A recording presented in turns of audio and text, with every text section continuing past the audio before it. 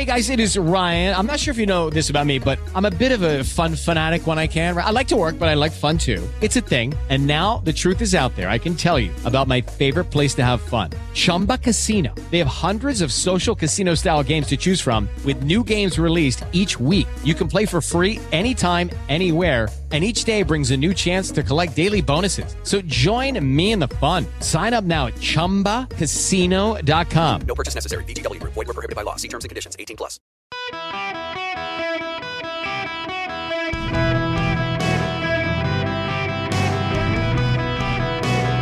Welcome to the Eric Erickson Show podcast, Hour 1.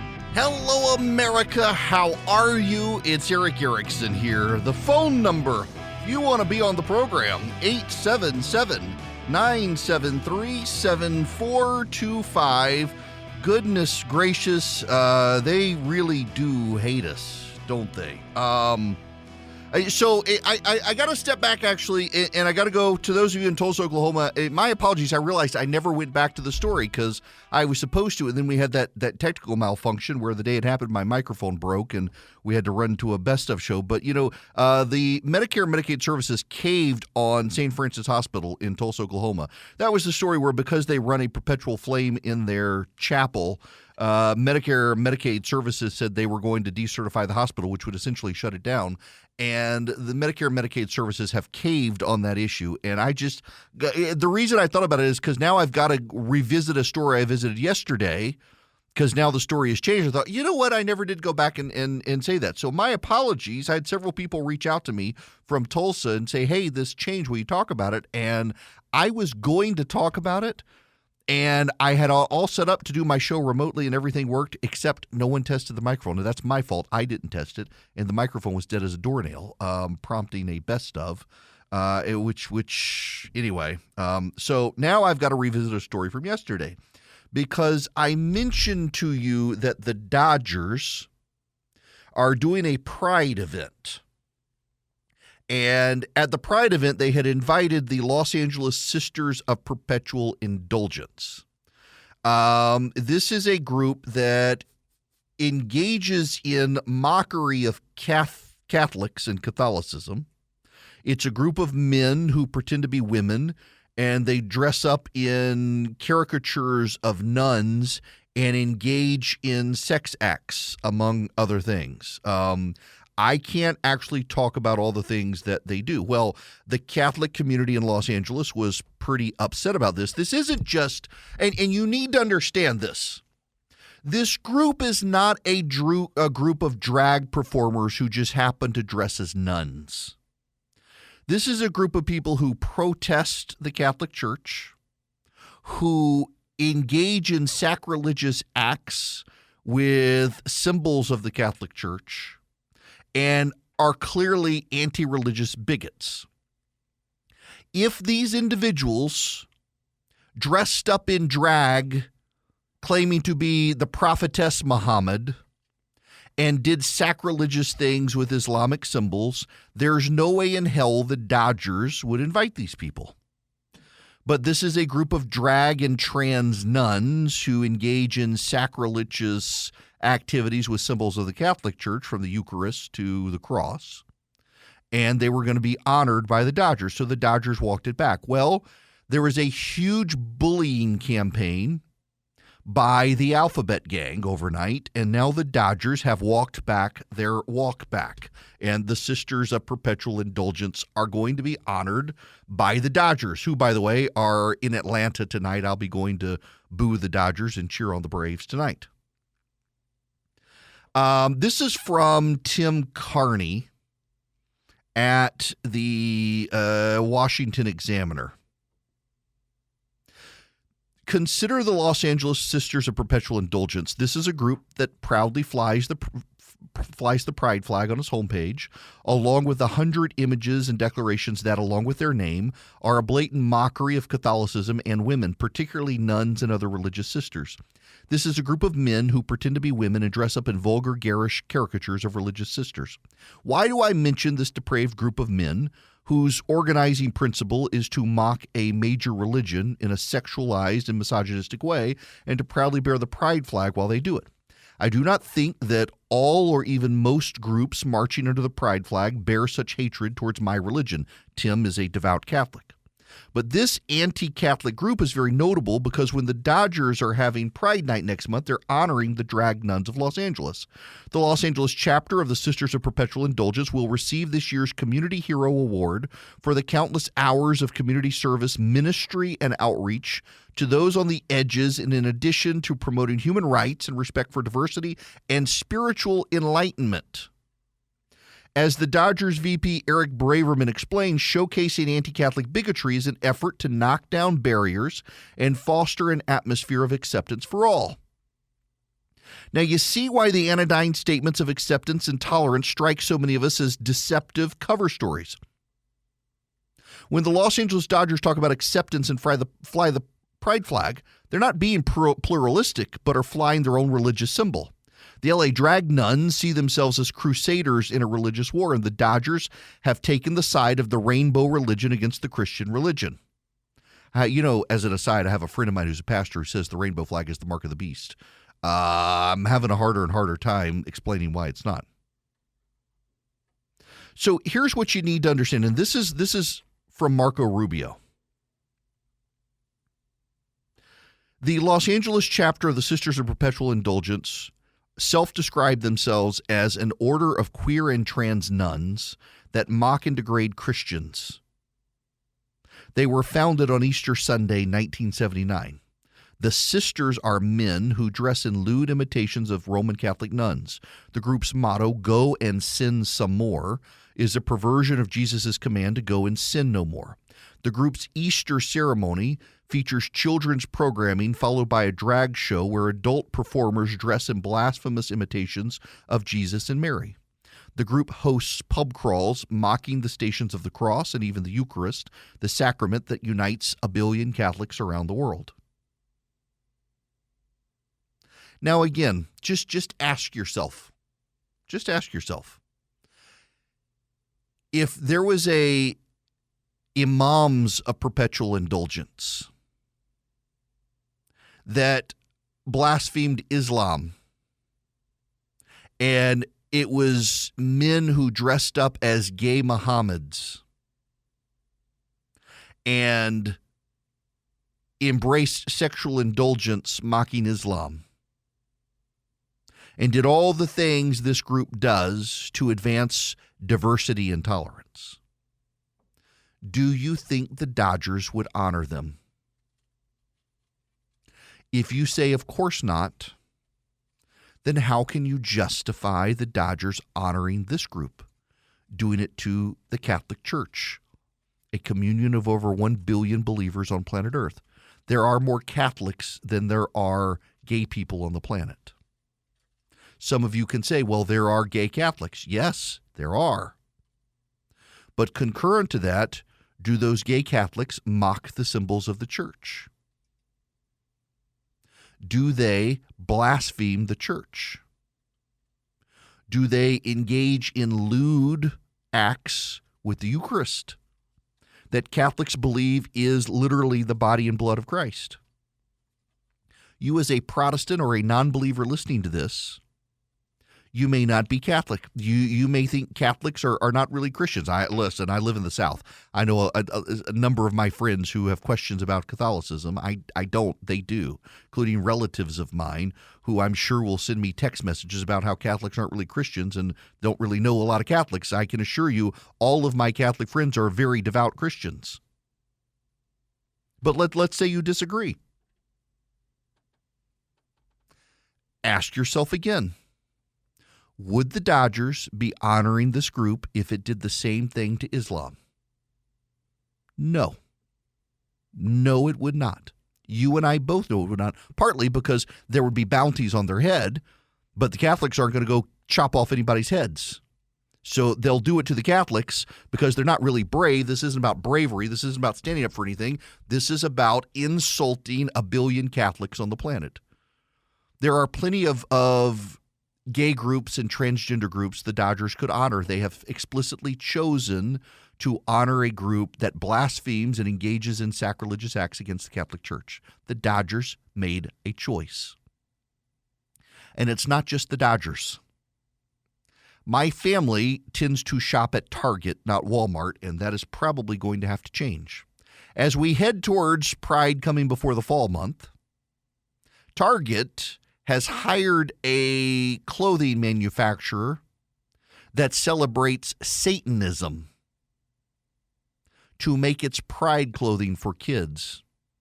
They're making tuck-friendly swimsuits for children whose parents have pushed them to be trans. And notice my phrasing there, children whose parents have pushed them to be trans.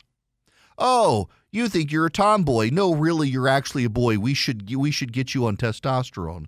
Oh, you're slightly effeminate. No, really, you're a girl. We should chop off parts of your body and put you on puberty blockers. It's moms with Karen haircuts keep doing this to their kids. And now Target is celebrating it all, and they've hired a group that celebrates Satan to do it. I got to tell you, I think it's a perfect fit, to be honest with you, the way all of this is headed. I mean, it is a war against Christendom. Now, I got to tell you, I lost the opportunity to pick up some radio stations because they say I talk about God on the radio. Not making that up. And you can see this tie-in here, this growing hostility to people of faith around the world, particularly in Christendom. As Pride Month comes, this really is a religion rearing its head. This really is a religious manifestation, a hostility to the Christian faith. They're not targeting Muslims. They're not targeting Buddhists. They're targeting Christians. Target has chosen to manufacture clothes to celebrate Pride Month with a group that celebrates Satan. That's a little on the nose if ever there was one. I mean, so you've got the Dodgers celebrating a group that commits sacrilegious acts with symbols of Christianity.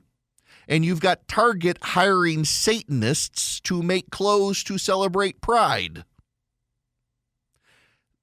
They're really telling us who they hate.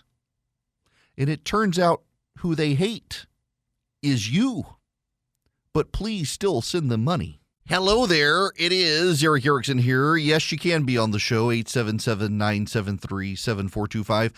One of the notable things about this culture war that we are in, brought on by left-wing antagonism towards people of faith, is the Biden administration has picked a side on this. And they are picking the side of the pagans. They are picking the side of the people who hate people of faith.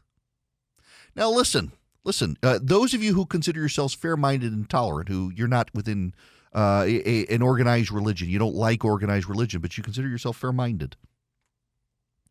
Again, going to the Dodgers situation, ask yourself if they would do this to Islam. You cannot look yourself in the mirror and have a straight face and say, yes, they would.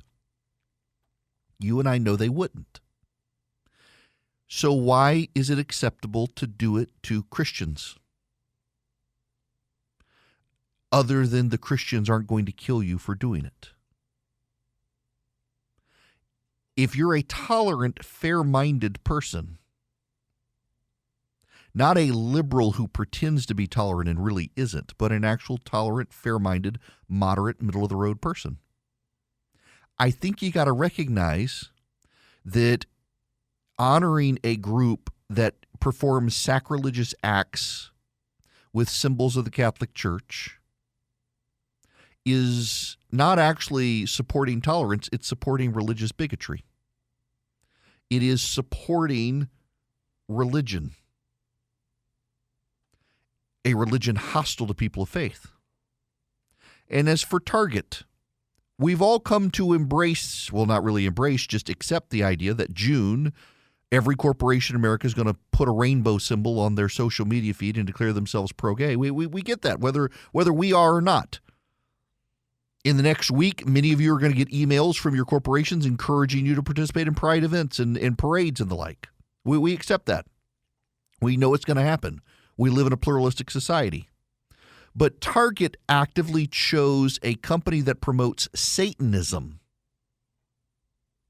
Satan, just so you know, is not just within Christianity and Judaism, but also Islam. Satan is the bad guy. In the three world major religions, Satan is the bad guy.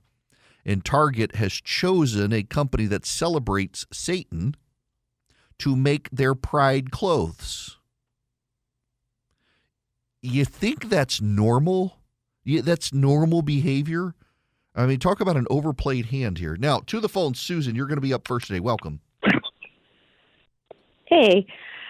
So I walked into Target just last week, and I was waiting for an oil change, so I walked over there and was like angry, depressed. I don't know how to describe all my feelings, because right there, past their little dollar spot, were all the T-shirts and things in the junior section where my daughter would go and pick out clothes with, sayings on it about transgenderism is here to stay, or trans people will always be around, the rainbow flag right there in your face.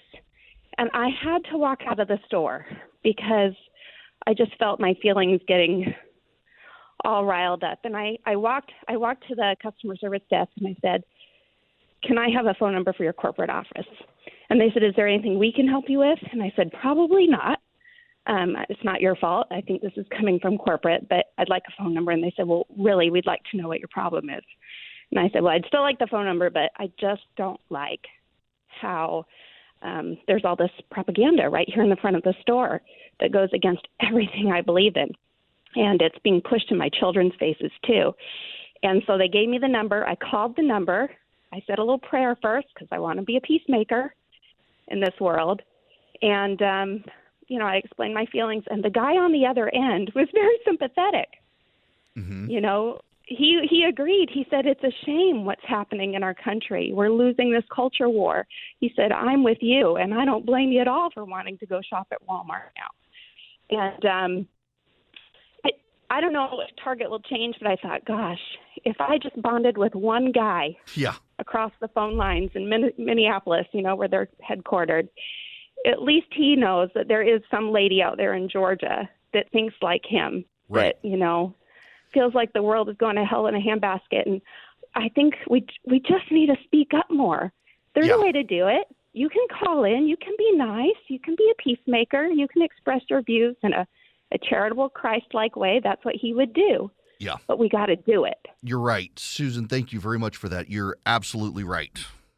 Now, we'll get back to this, but first I got to tell you about the Eden Pure Thunderstorm, because we're headed to commercial break, and this is where I do the commercial, the 3-pack for the Eden Pure Thunderstorm. If you go to EdenPureDeals.com today and you put in Eric, E-R-I-C-K, you can get 3 of them for less than $200. You're saving $200. You get free shipping. It's EdenPureDeals.com. And if you don't know what it is, it's an air purifier. Maybe we need to run them through the targets and clean out the air there. Smells like sulfur and brimstone, undoubtedly.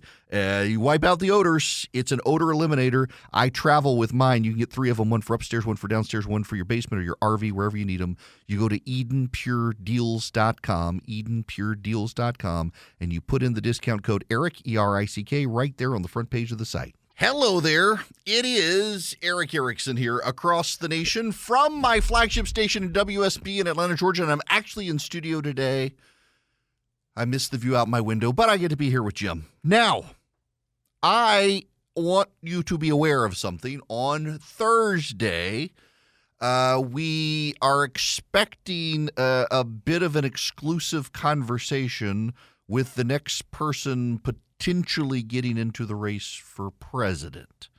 And in the run-up to that, there are more and more members of Congress who are coming out to support that person. One of them happens to be a all-around good guy and friend of mine who gave me a knife that now my son runs around the house with and says, "That's not a knife. This is a knife." Happens to be Congressman Rich McCormick, who joins me by phone. How are you? I'm good. I'm not sure you should say on the air that your son runs around the house with a K-bar, Marine Corps fighting knife. not good parenting. Listen, okay, so not only that, but my wife has now got him like a dummy butterfly knife to practice with, so it doesn't have a blade in it. It's got the weight of the blade. And so now he's practicing flinging it around like he's going to be some like sort of knife-wielding martial arts expert. I'm like, kid, you're like really pasty white and half Swedish. This doesn't work.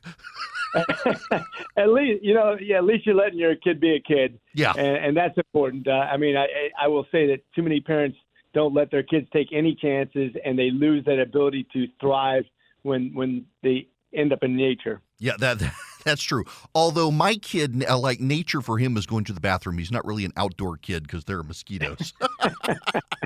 Okay, that's not why you're here, though. So my understanding, I was given, and I'll talk about this in the next hour some, there is a Fox News report out that about 100 members of the Trump administration are going to come out and endorse Governor DeSantis when he announces later this week, but also a number of members of Congress, including you.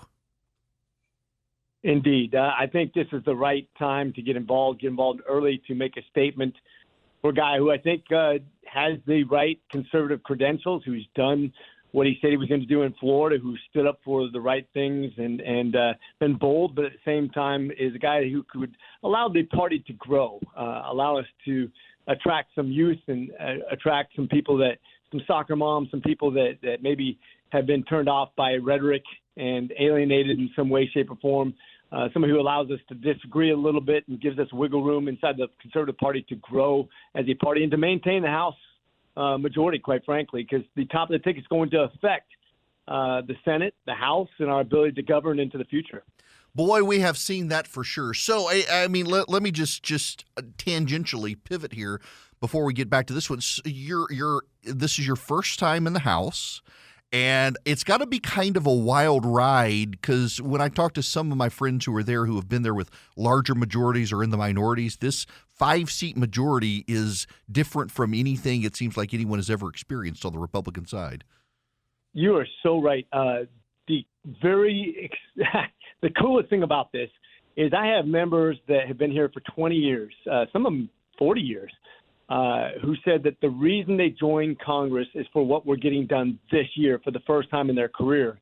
Most people don't realize that 70% of the Republican Party is new in the last 6 years. And this Congress is the most effective Congress they've seen in at least a couple decades, really doing the things we said we're going to do. Understand we still have an uphill climb against the Senate and against the president, but we are fulfilling our part. And that is not easy to do with a narrow majority. And for those people who doubted McCarthy being able to be an effective leader, I think he has shown that he is very savvy. And all the things that I talked to Thomas Massey, Kevin Hearn, Jim Jordan, all the things that they predicted, and us being able to come together as a party has been very much predicted in the right way. And I think this is one of the best Congresses we had in a long time. Yeah, I got to say, I'm one of those people who's McCarthy skeptical, and I've been impressed with his ability to work with the various coalitions of the Republicans to get everybody to the table and come up with a plan that everybody can agree on, where no group is getting a lot, but every group is getting something to advance the ball in our direction. And that is leadership, indeed. As a matter of fact, Massey famously led the revolt against Boehner. And he told me when I was talking to him about it, because I was struggling over who we wanted as a leader and what we're going to do as we move forward and fought this fight 15 times. He said sometimes you can get a more conservative leader that's a worse leader. In other words, it is about being able to bring together people that don't always think alike. And I think that's what Reagan did a really good job of too, is understanding that we can nobody has a cornerstone of conservatism. Not one person defines this movement. As a matter of fact, that's one thing I despise when somebody says, because you don't agree exactly with me, you can't be in this party. It's like somebody who in the church says, because you don't agree with me on everything in the Bible, you can't be in this church. We're not a cult. And it's important to embrace each other and give it a little bit of grace as long as we're moving the same direction together. Amen to that. So now let's pivot back to DeSantis. We have had this wild ride in the Republican Party for the last really 6 to 8 years where it's either you're all on the team or you're all off the team. There really isn't a lot of use, it seems like, in the party for people who they're on the team, but they don't go all the way. And that seems to be one of the things that has hurt us is this inability to find common ground with each other on the things we agree on. And DeSantis, it seems like in Florida, despite what you hear in the media, has been able to pull that off. He really has. If you think about the narrow vote win that he had in the first election and then winning by almost 20 points the second time around, it cracks me up when certain people in the party who ironically are not conservatives but that are on one bandwagon or another, and they like to call myself or DeSantis a rhino, which I think is hilarious. I'm one of the most conservative voters in Congress, and DeSantis has been nothing but conservative. It's funny how many people in the party literally, if you don't believe what they believe, they just call you names, which is exactly what we criticize the Democrats for doing. When anytime I disagree with you, you're a racist, you're a misogynist. Well, you're a rhino. This is name calling is not helpful to actually having a good discussion about things that can move the ball forward in this party and then for this country. Okay, so speaking of name calling, one of those names that you get called is Marine. And I want to ask you about national security and foreign policy from that perspective, because you and I tend to line up on the same way on the Ukraine situation. And I know Dan Crenshaw the other day made a comment that it seems like Joe Biden has been leading from behind in the Ukrainians constantly have to prove that they're worth giving things to and are worth support. And yet the situation there are more and more reports they're running out of armaments, but also we're running out of armaments giving them arms. And we have this real national security problem on our hands where we need to help them, but also we need weapons ourselves, and our supply chain seems to be broken on that front. Well, this is because Joe Biden's been nothing but reactionary. As a matter of fact, his original solution to the Ukraine crisis was, Zelensky, come to America and we'll protect you over here. And Zelensky politely turned him down, said, no, I'm here to fight with my people. If he would have left Ukraine, that war would have been over in less than a week. We'd now be talking about Latvia, Estonia, Moldova. It would be a totally different discussion, and we'd have a totally different crisis. We'd have the largest land mass in Europe would now belong to Russia now, and they'd be building the old USSR, which Putin said he wanted to do. The fact of the matter is that they've been highly successful with the munitions and the weapons that we've given them. They've literally taken out about 50% of the Russian armor. They've killed over 100,000 Russians. They have effectively had a 5-to-1 kill ratio, much like the Finns did in the Winter War. If people remember when Finland was invaded by Russia, and they were able to fight them back with less technology, less manpower, and be very successful when you're fighting for your homeland.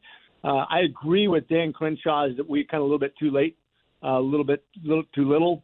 I know a lot of people are concerned about the accountability of these weapon systems, and do we have good transparency? Is this a never-ending war? Is this a blank check? Of course not. But quite frankly, we have more accountability. I've been over there in person, met with Zelensky, met with their Minister of Defense, met with their Minister of Logistics, watched the 101st and 10th Mountain as they turned over and how they transfer munitions to the front line. And we have more accountability to this country than we ever did to Afghanistan, and probably better, quite frankly, than any other country we give aid to at this point. And you can see the real effect of that downrange. Now, the question you had about the supply chain is real. I think we are America, though. We literally went from zero to cranking out one battleship a day during World War II. We are a country of great resources when we put our mind to it. We just have to make our mind up and get to work. Yeah, and that seems to be the problem here. So I'm reading about the debt ceiling talks, and Biden wants freezes across the board, and our side, rightly, I think, is saying, no, we've got to increase defense spending. There's been this constant hostility towards defense spending. And, the Wall Street Journal just yesterday had this big report that we've now created a lot of monopolist weapons manufacturers where we used to have multiple different manufacturers. For example, the Stinger missile, we only have one now with one supply chain. You take out that supply chain, you take out the Stinger missile. It seems like we need to be increasing competition among our weapons manufacturers. And I think it can happen naturally. There's a guy named Palmer Luckey who is a creative genius. He's a guy who invented Oculus. He's a 30-something-year-old billionaire who does his own R&D and off-the-shelf ready electric weapons like literally unmanned submarines and unmanned drones that are phenomenal. I think that's the way of the future. But you do realize that these big manufacturers spend about $5 years in R&D, 5 years in incorporation, and 20 years in sustainment. That model may eventually go the way of the dodo. I think that the more we unleash industry to do the things they need to do to come up with the next solution rather than something that's canned, the better off we'll be. But that's going to take a long time for something so large to try, just like healthcare or anything else that's a massive amount of spending. We kind of get in our ruts, and we have to think innovatively into the future. But we can do it. We've been there before. We've had great creativity, especially during times of stress and war like World War II, where we've shown what America can do when you take the cuffs off. Now, let's go full circle on this. Back to you. You're endorsing Ron DeSantis, not yet announced for president. Obviously, all signs point to that coming up. Lots of media speculation about it probably happening this week. If you could tell the American people, what do you think you get different from him compared to any of the other bajillion Republican candidates or Joe Biden? What stands out?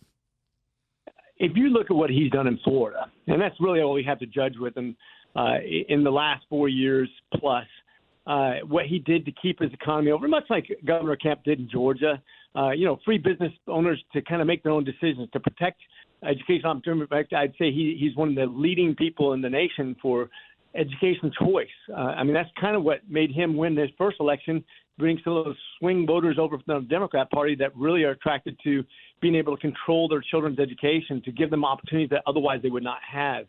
Somebody who's grown their economy, somebody who's attracted people from all over the United States. You can see that the California, for the first time in history, has shrunk by over 2 million net. Now, that includes all their illegal immigration folks that came in there that they were able to count in the census. They still shrunk by $2 million. 2 million people. They should have lost 2 seats. Both, went to Florida. Almost 2 million people from New York also. Meanwhile, DeSantis brought in $60 to $80 billion of new revenue and increased the tax base, increased revenue from companies, has protected children, protect women's sports, has done all the things that Republicans are supposed to stand for. And simultaneously, while he's standing up for the conservative values, has grown his popularity from a barely win to almost 20 points. That's unique. He's the only person who's done something like that. And for those people who say, oh, this guy doesn't have a personality, this guy's too Vulcanian, look at what he's done to attract people to his cause. That's what we need. We need to grow this party. We need to attract people and get back to the days where we dominate politics, not where we're just eking it by electoral votes. That's well said. Congressman, it's always good to talk to you. My best to your family as well. And at some point, we got to get back together in person. I would be honored, sir. It's always a pleasure to be with you. Thank you. You too. Thank you. Congressman Rich McCormick, 6th Congressional District in Georgia. He'll be with me at the gathering in August in Atlanta. Right now, before I go to break, my son's gaming PC from Vision Computer is coming in. Let me tell you about this process. And if you have a business or just a family need, you can do the same thing with Vision. I called them and I said, here's what my son wants. And they told me this is what we think he'll need. We got to pick out the case and the number of monitors and some of the stuff I just didn't know. Like I use mostly Macs now, and he really wants a gaming PC. So they're like, here's what we recommend based on what you're telling us you want. You can do that with a company. If you've got multiple employees and you need computers and you can't afford an in-house IT shop, let Vision take care of you. If you're a family, they can take care of you as well. Get you what you need. Your kid's headed off to college. You want to buy something that's going to last multiple years and not have to keep worrying about it. Let Vision take care of you. Sit down with them. Tell them what you need. Tell them what you want. Rely on them for recommendations. If you go to visioncomputers.com, you can get their info, but also you can call them 404-COMPUTE. Now, here's the other genius part of this. You get tech support from them. You buy your computer from them, you get tech support from them. So if you're a company, you're buying a bunch of computers for your employees, Vision will be your IT department. They'll help you. They can remote in and help you with email, with printers, you name it. And they actually answer the phone. You don't go through like the auto chain hell of push this, now push this. Reach out to Vision Computer, 404-COMPUTE. Ask for the Eric Erickson special. You won't find another website. 404-COMPUTE, anywhere nationwide, 404-COMPUTE. Let Vision Computer take care of your computer needs. Hello, welcome back. If I can remember to push the button, turn the mic on. I'm new here. All right, I want to go to the phones. Deborah is calling. Welcome to the Eric Erickson Show, Deborah. Hey, Eric, how are you today? Good. I want you to know that there's a story now trending on Fox News and other sites that Target is holding an emergency meeting over LGBTQ merchandise in some stores to avoid Bud Light situation. Yeah, The so southern locations, they are moving pride displays away from storefronts in some southern locations. Yes, I'm seeing that story right now. That they are trying to avoid a Bud Light situation, and let's be honest here. Deborah, thank you for that update. There are some parts of the country where people totally fine. It's the one-size-fits-all problem. I mean, there are parts of metro Atlanta, Georgia, where I am, where this would be run-of-the-mill and innocuous. But there are parts of that state where it won't go over well. Parts of Florida, parts of various parts of this country where it's going to be considered offensive, particularly having like Satanists designing the merchandise. And if you're just tuning in, you have no idea what I'm talking about. Target has contracted with a company out of the UK that celebrates Satanism, whose owner identifies as a gay trans male. That is a woman who likes men but identifies herself as a man, if that's not the most screwed up thing you've ever heard. And this person celebrates Satanism and makes a bunch of merchandise celebrating Satan. And Target has decided to use this company to make its pride material. You know, as an aside, I do know people who identify as gay Christians. And they go to church. Usually they're Episcopal or Methodist, but they go to church. They say they believe in Jesus. It's got to offend those people as well that Target is using a Satanist celebrating company. I mean, Satan is kind of like the bad guy in Christianity. And Target has chosen this company to make its pride apparel. Yeah, damage control is probably good, Target. You have a lot of people deeply offended. Remember what happened after your bathroom situation, Target, when you decided that men could use the girls' bathroom and you accused people of being bigots if they disagreed? Your store sales fell by double-digit percentages. And you said, it's the economy. It wasn't really a boycott, but everybody knew it was actually a boycott. You got problems going down this road. Now, when we come back, I actually have sources, unlike Tara Palmieri at Puck News, who just make stuff up about various presidential campaigns. The DeSantis campaign gets closer and closer, according to press reports. They think he may announce tomorrow or Thursday. I have some of the skinny on what is expected to go down over the next couple of weeks as this campaign goes forward to kind of dispel some of the media narrative. Lucky Land Casino, asking people, what's the weirdest place you've gotten lucky? Lucky? In line at the deli, I guess? Aha, in my dentist's office. More than once, actually. Do I have to say? Yes, you do. In the car before my kids' PTA meeting. Really? Yes. Excuse me, what's the weirdest place you've gotten lucky? I never win and tell. Well, there you have it. You can get lucky anywhere, playing at LuckyLandSlots.com. Play for free right now. Are you feeling lucky? No purchase necessary. Void where prohibited by law. 18+. Terms and conditions apply. See website for details.